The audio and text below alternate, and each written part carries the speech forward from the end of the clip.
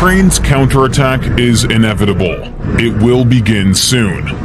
Today, I will show you some unique videos from the Kherson and Kharkov operations, and we will see how the Ukrainians will counterattack this time.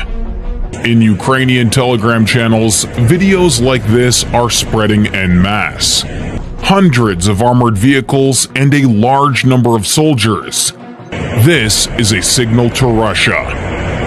Just take a look at this military training ground. There are dozens of them in the country. And this is already preparing Stryker armored personnel carriers for combat operations. There are dozens of similar videos online. Thousands of armored vehicles and hundreds of tanks are heading toward the occupied territories. All of this equipment is concentrated near the front. Ukrainian soldiers are waiting for the order of their commanders. Everything in this video is perfect. An IFV Bradley, an APC M113, and a Humvee. The only thing missing is the Abrams tanks. There is a movement of military equipment all over the country. More recently, a video appeared on the net of how armored personnel carriers passed the concrete barriers erected by Russia without any problems. All of this precedes a counteroffensive. Videos of Ukrainian soldiers marching somewhere are constantly appearing. They are captioned, "We're coming, coming soon," or "Get ready, we're close." Ukraine is preparing a huge military reserve.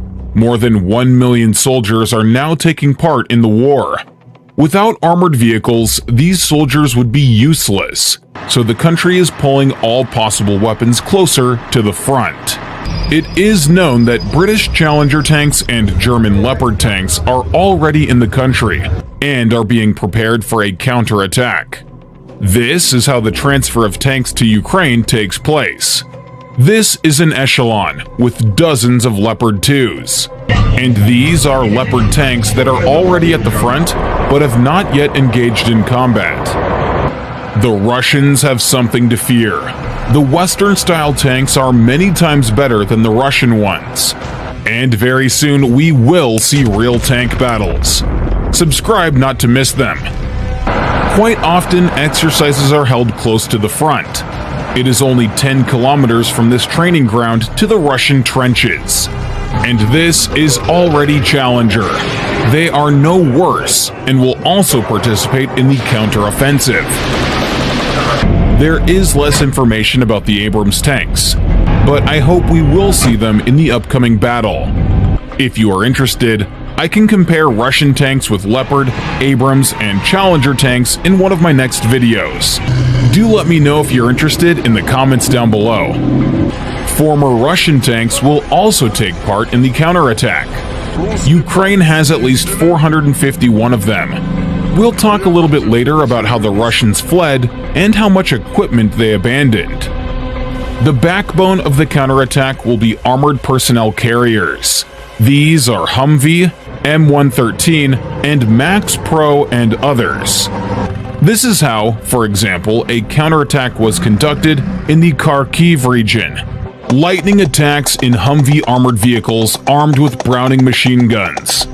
A Ukrainian soldier shoots at a building in which the Russian infantry is sheltered. Another Humvee of the same type rides on the left. The soldier asks for an NLAW to hit the building with the enemy. 50 ammo! Next, he demands to be given ammunition for his machine gun.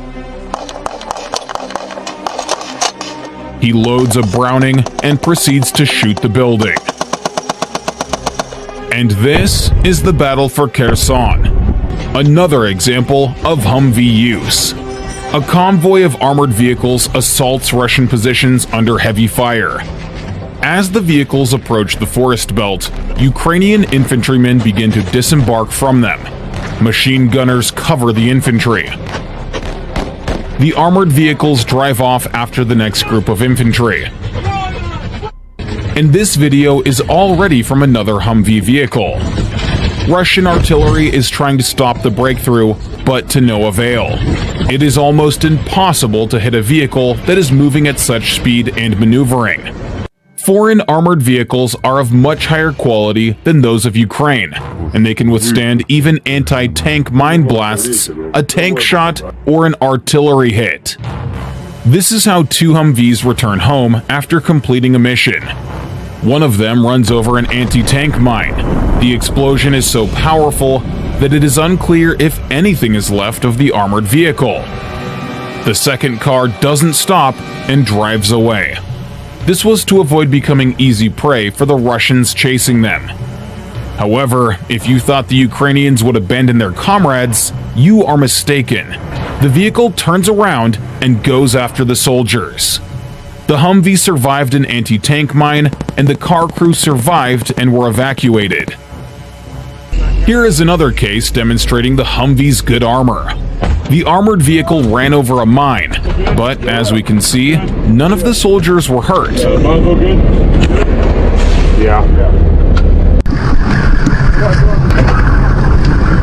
The armor of Western armored vehicles is of such high quality that it can withstand a direct hit from a tank.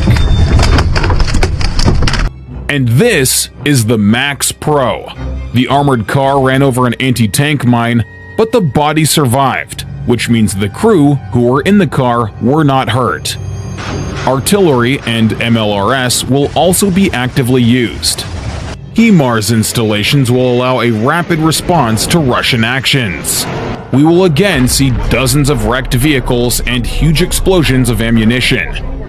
This is what happens when several HIMARS missiles are flown in. All that was left of the hangar with dozens of military vehicles is scrap metal.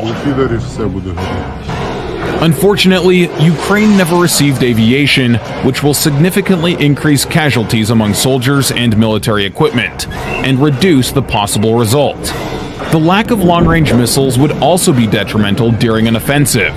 It is likely that Ukraine is using tactics similar to those used in the Kharkov operation. Remember how quickly the Russians fled and left hundreds of different pieces of military equipment behind? The Russians abandoned everything: tanks, armored personnel carriers, ammunition, artillery, and ran. This video shows 5 perfectly intact Russian armored personnel carriers. And these are the abandoned Russian T-72 tanks. During successful operations, Ukraine captured 268 of these tanks as trophies. And this is a Russian warehouse near Kherson. The Russians didn't even destroy it when they retreated. Stupid mistake. And this is how the Russians left tens of thousands of artillery shells in Ukrainian fields. And there are more instances of this happening. And with this video, I was simply shocked. All of this equipment was simply left behind by the Russians when the Ukrainian offensive began. Apparently, the panic was so great that no one listened to orders and simply fled.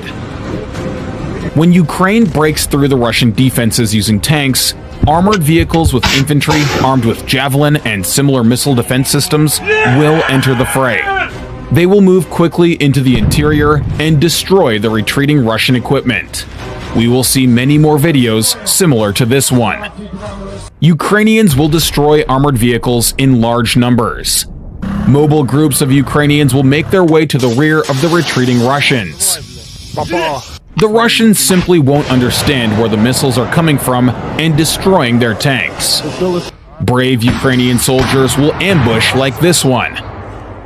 We will again see how the Javelin destroys a Russian tank in one shot. Because of the lack of protection in the tanks and the effectiveness of the complex, the turrets will continue to set records for tossing in the sky. Ukraine will stop any attempt to flee. Here is one example. 3 Russian armored personnel carriers tried to retreat. The first armored vehicle was hit by a Javelin ATGM, and the others were destroyed by artillery. This Russian tank was retreating, but it was too late. It was being pursued by a Javelin missile. A precise hit on the engine compartment damaged the tank's engine. The crew managed to drive a little farther, after which the tank had to be abandoned. This tank was supposed to guard the intersection, but a Javelin missile changed its plans. A single hit caused the ammunition to explode and destroy the tank. Ukrainian artillery will fire on the retreating tanks. High-precision shells transferred by the West blow up tanks no worse than the Javelin. Look at how the Russians ran last time. And what did these rugged Russians expect? As soon as the Ukrainians detected an enemy column within range of their means of defeat, they would turn it into this. Dozens of destroyed tanks, armored personnel carriers, and other vehicles will be scattered everywhere. It is going to be a very bad time for the Russian army. The direction of impact is unknown. If you have any guesses, write your opinion in the comments. If you liked today's episode and would like me to continue doing such episodes further, then let me know by clicking that like button.